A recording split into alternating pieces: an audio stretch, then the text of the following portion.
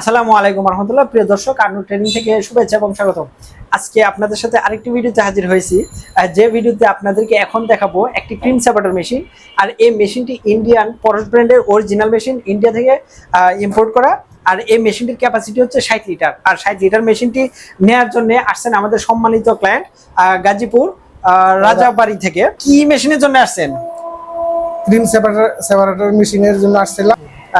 এখন আপনি যে মেশিনটি নিয়ে কি করবেন? মূলত আমাদের পারিবারিক 2টা গাভীর দুধ আছে, এটা দিয়ে নিজেদের জন্য ক্রিম সেপারেটর করে ঘি তৈরি করবেন।